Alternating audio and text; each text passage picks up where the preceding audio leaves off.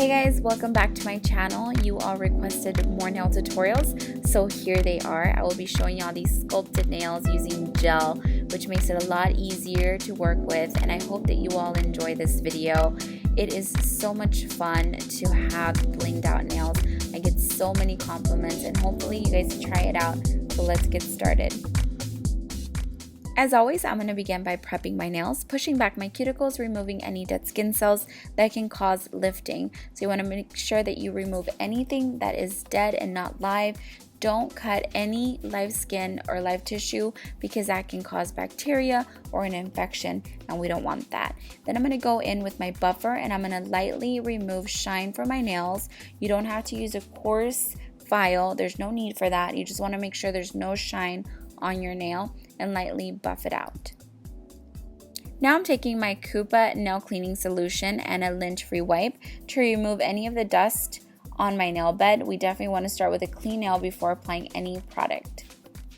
Then I'm taking my Kupa nail form and I'm going to be applying it right underneath my natural nail, and it's going to be straight. You don't want it going down, you don't want it going up, you just want it going straight with your nail so that it appears more natural. And I love these because they're so long. For prepping the nails, I'm using both Kupa products, the pH balance and also the primer, which is acid free. I will apply one coat of each. Then I'm going to move on to my base. This will help with adhesion, and I will be applying just a very thin layer right on my natural nail. You don't have to apply this to your form.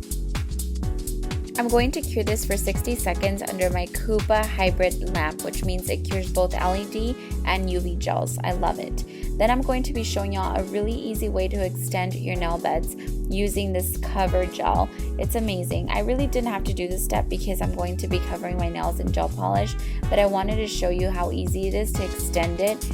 Me, for instance, I have very short nail beds and I wish they were a lot longer, but thankfully they make products like this where you can make your nail beds appear a lot longer. So you guys will see here, I kind of start forming it, going very slightly past my natural nail just to give it that illusion of a longer nail bed. I turn it over purposely so that it kind of, when it settles, it kind of gives me a nice curvature to my nail rather than laying it flat. And gel is self-leveling, so you don't want it to look flat. You want it to kind of give you that curve so that, you know, the application looks more like a natural nail. Here I will pinch before I remove my nail form, just so that it gives a really nice curvature. Then I'm going to go in and file the smile line the way I want it. A lot of people will do this while the form is still on. It's all personal preference. I myself prefer to do it this way and apply a new form so that that form doesn't get damaged in any kind of way, and I'm very particular about the shape. So I remove my form and then I apply another one to apply the rest of the product. Now taking my Gelfinity Builder Gel, I'm going to be applying it on the nail form and creating the shape that I want using the same Kupa brush, and I'm just going to begin shaping. And it doesn't have to be very thick. You might think maybe I have to put tons of product right away. You don't. You just want to focus right now on the shape and making sure the product is laid properly, and we can always go back and add a little more strength to the nail if you need to. Again, if you want them a lot thinner, you can do that as well. I just can't because I'll break them, and it's happened so much because I love thin nails, but I just can't, being that I'm so active. I wash dishes, I'm with my boys, I do so much, so it's just not the right thing to do. But either way, you know, you can make this to your liking, and that's what's so beautiful about sculpting nails using gels as well, because it gives you the opportunity to make mistakes because it doesn't harden like acrylic. There's positives and negatives to everything. I personally like using everything. So as you can see, again, I'm using that same method where I turn my nail over and then I'm just pinching, making sure I get that nice C curve, and then applying one more coat of clear. And here I am using the thinner Gelfinity by Kupa gel. It's a lot more flexible to work with, and it's just awesome. But also keep in mind that it's self-leveling, so as soon as you start playing with it, it will definitely start, you know, kind of sliding, and you have to keep control. But then again, it doesn't harden until you put it under that lamp, so you have so much wiggle room. And again, here I already removed my my nail form, and then I'm applying a thin coat all over the nail, not just sculpting the clear part, but also applying this on my nail bed to create strength, of course. And also when I go back and file, I won't be filing too much of the pink. Now I'm going to be filing the side walls, and then for the rest of the filing I will be using my e-file along with my Valentino Beauty Pure. This product is absolutely a necessity when doing nails because there's so much dust involved, and it's just so dangerous to inhale all of that dust. And I mean it. Sometimes even like a mask doesn't hold all this dust. And you guys will see here how this machine works and how everybody needs it in their lives. And I'm not just saying it, I mean it. Once you see this thing work, it's incredible how much dust it saves you from inhaling.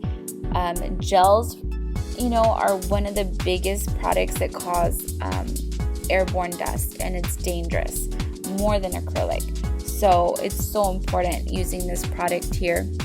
And now I'm just shaping my nail as much as possible. It did get a little difficult recording because I haven't done it in a while with nails. It's complicated. It's easier said than done. But you will see my filter here with just one nail, and this wasn't even a removal. This was just shaping, you guys. Look at all that dust. Look at all of that dust that this Valentino Beauty Pure just took out of my hands and off my clothes and off everything.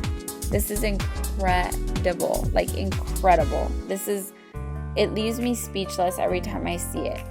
Anyways, so I'm going to go back in there with a buffer and just lightly buff all of my nail just to reduce the appearance of any scratches or anything like that and make it nice and smooth. For color, I'm using this beautiful gelish polish that reminds me of a Barbie pink. I'll be applying 2 thin coats. And when I say thin, I mean thin, you guys. When you're working with gel polishes, do not apply them thick. They can bubble, crinkle, they just act really weird. So I just apply 2 very thin layers. I cure for 60 seconds in between my coats. So as you can see here, I'm removing any excess, making sure it applies really nicely. After I cured the first coat for 60 seconds, I'm now applying a second coat and then curing that for 60 seconds. And then we're going to move on to an amazing product by Kupa, which is this tack-free gel polish. We will be needing a no wipe type of gel polish for the chrome. You cannot have one that leaves an inhibition layer because it won't look chrome. It'll just look a mess. It has to be no wipe top coat. So we're going to cure this for 60 seconds under a little lamp. And make sure there's no bubbles. Make sure it's nice and even, because if there's any kind of like lint or anything, it's going to show through. I'm going to take my product here. This is the holographic chrome powder that I got from something Charm. I'll provide all of the information down below in the more info box.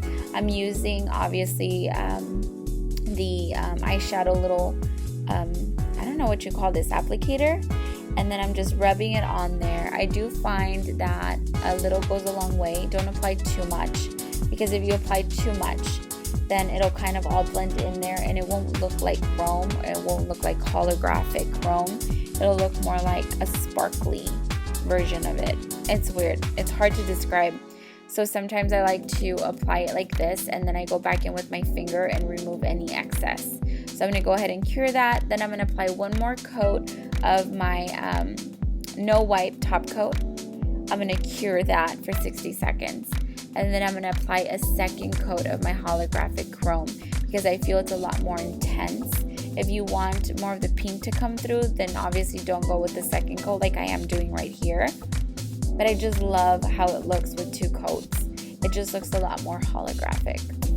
I'm going to go ahead and repeat this step, and then I'm going to apply another coat of my No Wipe by Kupa, and then that'll finalize this application. Now for one of my favorite parts, I'm going to be taking my crystal katana, which is amazing. This is by the Crystal Ninja. I'm sure you guys have heard of her. She is the queen of Swarovski crystals and the most amazing little wand that she invented to pick up the crystals, which is called the crystal katana. Here I'm taking a little bow with my Max Estrada's gummy jelly product, which helps these kinds of products adhere to your nails. It's like a gel and it works amazing with stones. They won't go anywhere with this product. This gummy jelly stuff is amazing. So I'm just going to apply it right there, and then I'm going to cure under my lamp for 2 to 3 minutes. I really like to over cure because the gel's underneath and it's hiding and the light needs to hit it in order for it to cure. So I'm going to add a little bit of glue on top of that just to make sure it doesn't go anywhere, because this is a really big bow. Now I want y'all to know I get tons of compliments. Now with the same glue, I'm going to be applying a whole bunch of crystals to my ring finger because I like to get crazy like that. These are some hexagons. And again, the little crystal katana makes it so easy to pick up everything.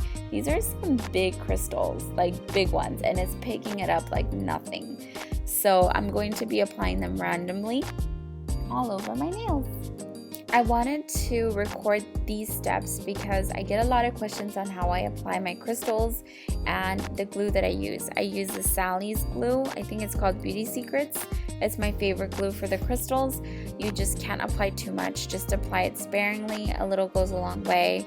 And then with my crystal katana, it makes it a lot easier. A lot of people don't have that. They'll use like wax sticks.